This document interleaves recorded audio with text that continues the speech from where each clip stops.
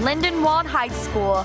This is The Morning Roar with anchors Keyshawn Wise-Jones and Khalees Miller.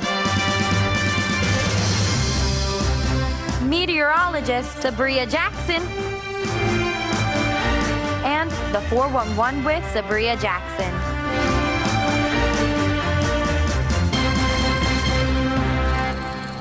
Good morning, LHS. I'm Daria English. Welcome to today's broadcast of The Morning Roar. And I'm Tazier Canty. Today is Monday, February 5th, 2018. The Be-Ball for Life Foundation is hosting a historically black college and university tour during spring break. It will be from April 3rd to the 5th. There will be a one-time only in-school information meeting held on Wednesday, February 7th during 6th period in the library. If you are interested, please sign up outside of D102 and retrieve a pass from Miss Lee. No passes will be given the day of the meeting. The next prom committee meeting will be today after school in room D208. If you want to make decisions regarding this year's prom, please attend the meeting. Sport physicals will be held on Thursday, February 8th, 2018 after school in the nurse's office. All physicals done at LHS must have an appointment. Please make your appointment no later than Monday, February 5th. Physical candidates must have their completed history forms and consent signed by their parents or guardian. Return all forms by February 5th. There will be a senior class meeting tomorrow after school in room E102. We will be discussing project graduation, cap and gown, and fundraisers. We look forward to seeing you there. Attention students, you have been invited to the Alpha Kappa Alpha Incorporated Epsilon Delta Omega Chapter Ascend Speed Mentoring event to be held on February 10th from 10 a.m. to 1 p.m. at Lindenwold High School.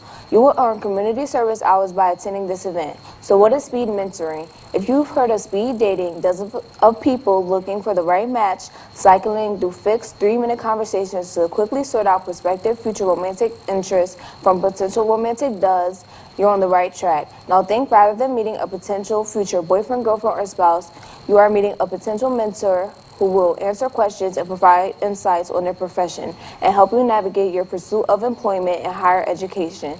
If you would like to join us for this exciting event, please see Ms. Martin to sign up. It's weather time now. Let's go to our meteorologist.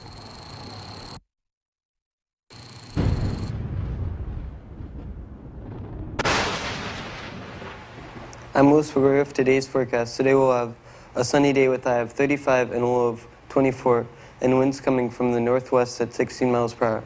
Now let's take a look at the 5-day forecast.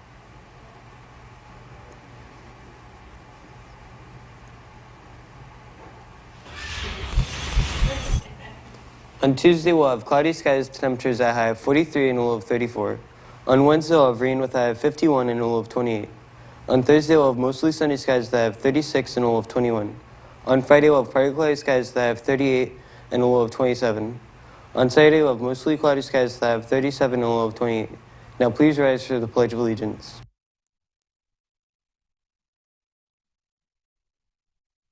I pledge allegiance to the flag of the United States of America and to the republic for which it stands, one nation, under God, indivisible, with liberty and justice for all.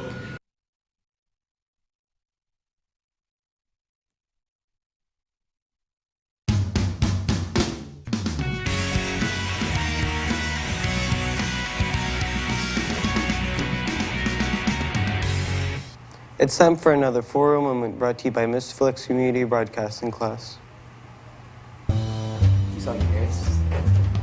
For real?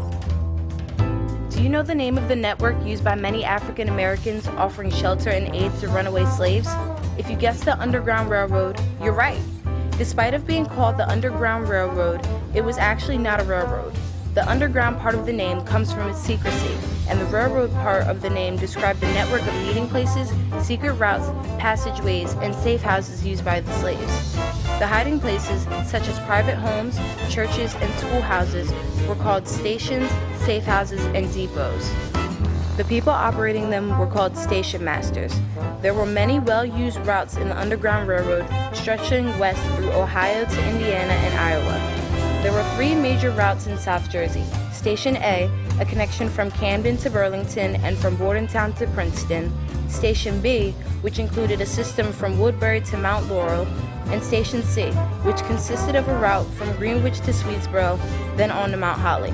Others headed north through Pennsylvania and into New England or through Detroit on their way to Canada. The reason many escapees headed for Canada was because of the Fugitive Slave Acts in the U.S. The first act, passed in 1793, allowed local governments to apprehend and extradite escaped slaves from within the borders of free states back to their point of origin, and to punish anyone helping the fugitives. To go along with the railroad theme, people who guided fugitive slaves were known as conductors.